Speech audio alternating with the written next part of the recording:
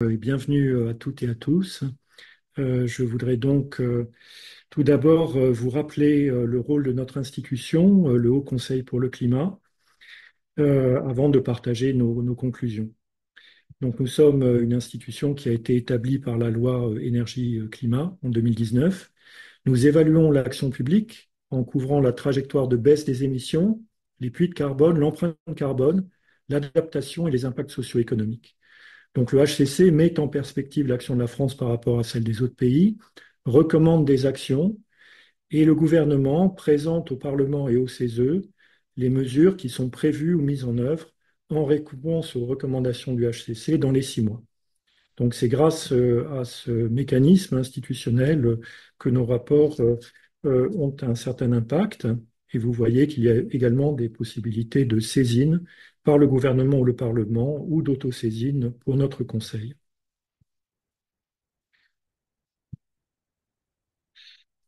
Je voudrais vous rappeler que nos rapports ont pour vocation d'éclairer le débat public de manière neutre en s'appuyant sur une analyse des données scientifiques et des actions publiques qui sont donc fondées sur les données les plus fiables et les références les plus pertinentes.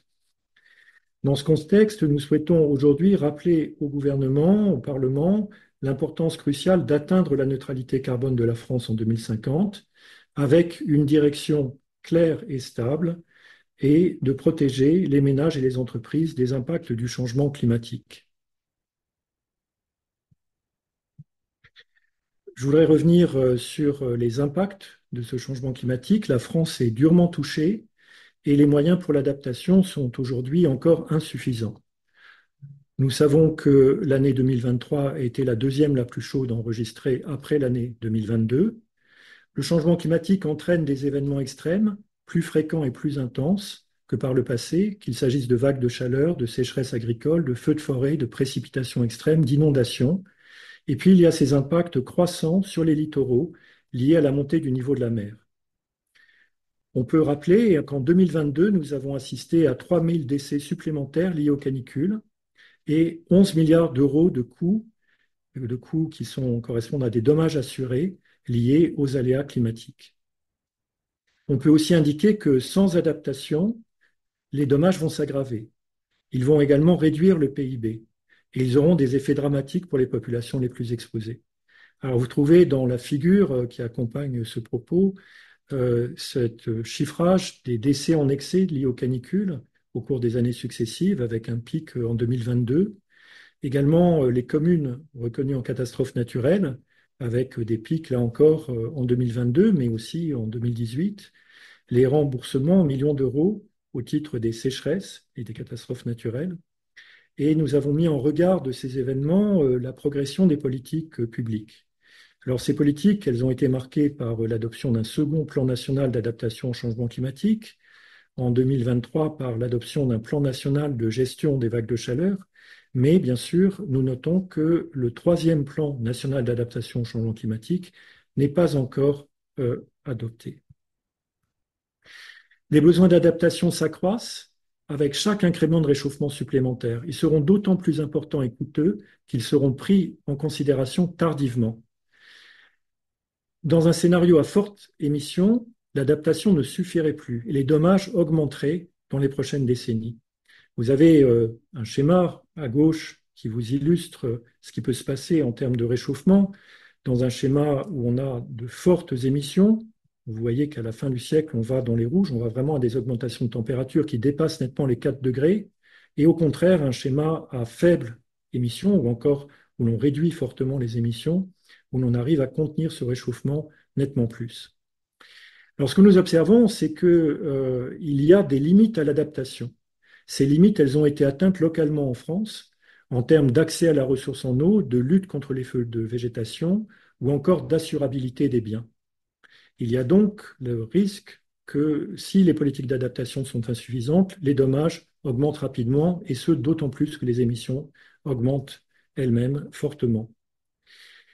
Nous notons qu'il y a eu l'adoption d'une trajectoire de référence pour la France qui anticipe un réchauffement de 4 degrés d'ici à 2100.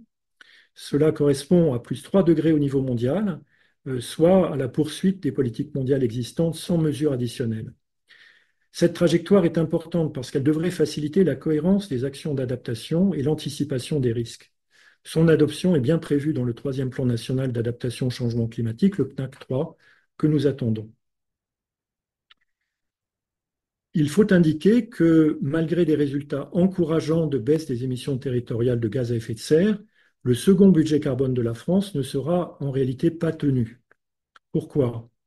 Les émissions brutes cumulées ont baissé plus que prévu, en dégageant donc une marge de 100 millions de tonnes d'équivalent CO2. Toutefois, l'effondrement qui a été fragilisé par le changement climatique entraîne un dépassement du budget net, c'est le budget net qui compte pour le climat, avec un excès qui, il est vrai, est léger, mais un excès de 15 millions de tonnes d'équivalent CO2. Alors, ça n'est pas non plus catastrophique, cet excès est assez faible. Cela représente plus 0,7% du budget net. Mais cela souligne que tenir le cap de la décarbonation suppose d'accélérer la baisse des émissions d'ici à 2030 et de restaurer le puits de carbone des forêts et des sols.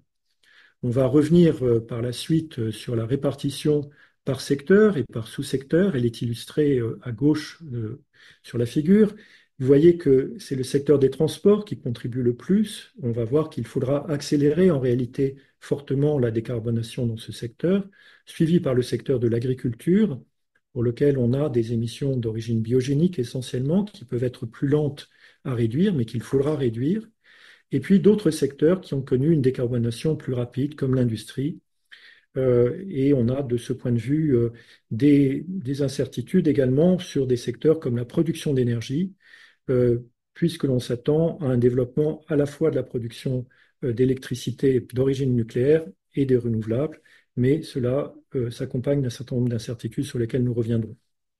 Et je reviens sur l'effondrement du puits de carbone des forêts, qui s'est accompagné donc d'une augmentation forte de la mortalité et qui conduit à ne pas atteindre en termes nets le bilan de carbone qui était prévu. On peut dire que le cadre d'action publique évolue positivement, mais il demeure des décalages du calendrier législatif qui induisent un risque de recul. Les politiques publiques ont connu des avancées significatives qui produisent des effets. La planification écologique constitue un facteur de cohérence et de prévisibilité pour tous les acteurs concernés. Il faudrait donc qu'elle soit mise en place et suivie. L'élaboration des dispositions législatives prend du retard, nous l'avons noté, alors que les concertations ont déjà été effectuées. De plus, l'atteinte de la neutralité carbone nécessite de consacrer des financements pluriannuels tout en arrêtant les subventions aux énergies fossiles. Et enfin, nous remarquons que la transition juste et l'adaptation ne sont pas assez intégrés dans nos politiques, d'où un risque d'aggravation des inégalités et de blocage pour la transition climatique. Donc sur cette figure, vous observez des petites pastilles qui vont, disons, du vert jusqu'au rouge, qui notent comment nous voyons les évolutions nécessaires et la stratégie qui est mise en place, la gouvernance. Revenons sur le secteur des transports. Il faudra, pour atteindre les objectifs, multiplier par 3,2 le rythme de baisse. Il y a donc des risques sérieux dans ce secteur. Pour l'agriculture, il y a des objectifs assez modestes, mais il faudrait maintenir le rythme. Il faudrait une transition qui soit coordonnée en fait avec l'évolution du système alimentaire vers une alimentation saine et durable. Pour l'industrie, il y a des plans crédibles. Le rythme doit être maintenu. Pour le bâtiment, les plans, nous le notons, sont insuffisants du fait du manque de rénovation à grande échelle. Voilà donc quelques-uns des secteurs qui sont concernés et nous reviendrons ensuite sur les évolutions pour 2030 et 2050 afin d'atteindre les objectifs dans ces secteurs. Donc, un cap clair pour 2030 et 2050 nécessite des stratégies adoptées, financées et mises en œuvre dès maintenant. Ce cap vers la neutralité carbone nécessite 60 à 70 milliards d'euros d'investissements annuels supplémentaires d'ici à 2030, d'arrêter les subventions aux énergies fossiles et de mettre en œuvre des stratégies et des plans énergie et climat adoptés et financés. Il y a donc un certain nombre de risques. Nous avons observé des annulations récentes de crédits pour la transition écologique, un maintien de subventions aux énergies fossiles Et nous savons que les textes stratégiques, la stratégie nationale bas carbone, le plan national d'adaptation au changement climatique, la programmation pluriannuelle de l'énergie ne sont pas encore adoptés. Donc, comment peut-on atteindre nos objectifs pour 2030, qui sont encadrés par le paquet Fit for 55 au niveau européen, et ceux pour 2050 de neutralité carbone? Comment peut-on y arriver en partant du point de départ des politiques actuelles? Donc, vous voyez ici un certain nombre de pastilles de couleurs qui correspondent à l'alignement avec l'objectif tel qu'on le connaît, même si la SNBC3 n'est pas encore publiée pour 2030, et l'alignement avec la neutralité carbone en 2050 pour chacun des secteurs. Donc, nous pouvons observer que les politiques publiques connaissent des avancées significatives qui produisent des effets pour l'industrie avec une décarbonation qui est engagée. Il y a déjà une baisse des émissions, des orientations claires et des financements dédiés. Il y a également pour l'énergie une trajectoire encourageante de décarbonation. Les transports, nous observons qu'il y a un risque de retard important. La trajectoire de décarbonation a été initiée, mais l'alignement pour les objectifs 2030 est incertain. Et pour le bâtiment, la décarbonation se poursuit, mais il serait souhaitable d'avoir des aides publiques dédiées à la rénovation qui augmentent et qui soient maintenues dans le temps. En revanche, l'alignement avec la neutralité carbone d'ici à 2050 est plus préoccupant. Pour l'agriculture, il y a un manque de cohérence entre les objectifs de production agricole, mais aussi les objectifs de santé, les objectifs de décarbonation, donc les liens avec le système alimentaire. Nous avons déjà parlé du puits de carbone des forêts et des sols qui a été fragilisé, et nous pensons qu'il faudra engager des plans d'action de grande ampleur. Il est vrai que des financements sont maintenant dégagés pour la régénération des forêts, mais ce n'est pas encore à l'échelle, afin de régénérer ce puits de carbone des forêts et d'avoir également un plan d'action pour les sols et pour le stockage de carbone dans les sols. S'agissant des déchets, nous notons un retard par rapport à la trajectoire attendue. Les émissions ne baissent pratiquement plus depuis 2016. Pour l'énergie, je le mentionnais, on a en fait une très faible visibilité de long terme sur le déploiement de la production des énergies renouvelables et il y a des risques de retard sur les nouvelles centrales nucléaires, également des risques de coûts très élevés.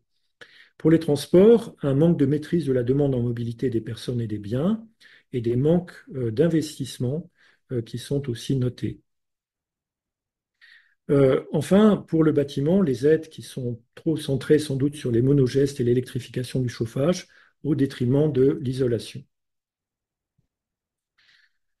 Donc, si vous voulez, ce rapport permet de voir, notre rapport grand public qui fait suite au rapport annuel, qu'un renforcement des actions structurelles est indispensable avec un cap clair pour la décennie 2030-2040.